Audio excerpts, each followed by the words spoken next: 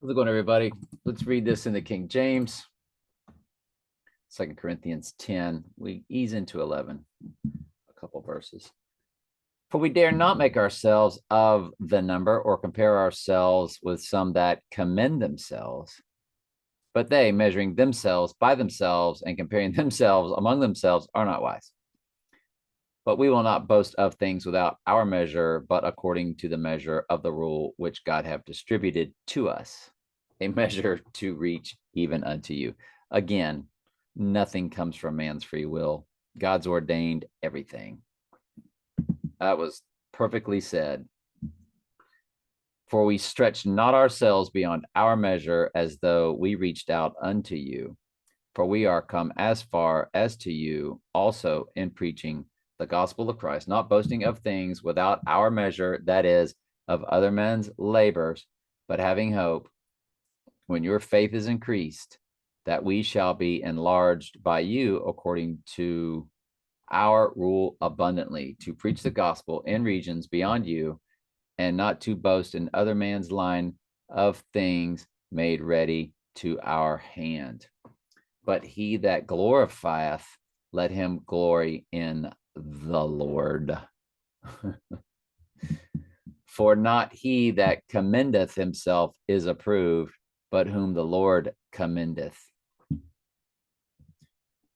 Would to God ye bear with me a little in my folly, and indeed bear with me, for I am jealous over you with godly jealousy, for I have espoused you to one husband, that I may present you as a chaste virgin to Christ.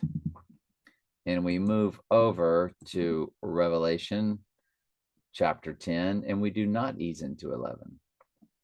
So both studies are on 10. It's been kind of doing that for a while. And the angel, which I saw stand upon the sea and upon the earth, lifted up his hand to heaven and swear by him that liveth forever and ever, who created heaven and the things therein, and the earth and the things that are therein, that are the sea and the thing which therein, that should be time no longer. So there's no longer time at that point. But in the days, and I can read that a little slower, and the things which are therein, that there should be time no longer. So, and he swore by him that liveth forever and ever, who created heaven and the things that therein are, and the earth and the things that therein are, and the sea and the things which are therein, that there should be time no longer. That could be Jesus, because who else can declare time no longer? I don't know. I mean, let God be true and every man a liar. I'm just speculating on that one. You have to go back to yesterday's study also. But in the days of the voice of, and I think yesterday I didn't think it was Jesus. I can't remember what I said yesterday. But in the days of the voice of the seventh angel, a lot of this you just have to speculate. It's not written out in plain black and white, everything, that's for sure. But in the days of the voice of the seventh angel, when he shall begin to sound, the mystery of God should be fulfilled, as he hath declared to his servants the prophets.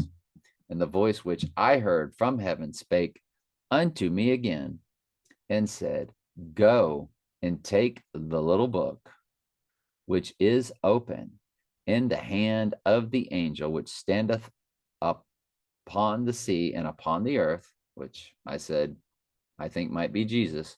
And I went up to the angel and said unto him, Give me the little book. And he said unto me, Take it, eat it up, and it shall make thy belly bitter, but shall be in thy mouth sweet as honey. And I took the little book out of the angel's hand and ate it up, and it was in my mouth sweet as honey. And as soon as I had eaten it, my belly was bitter. I love you very much. Ask questions anytime. That's what I'm here for.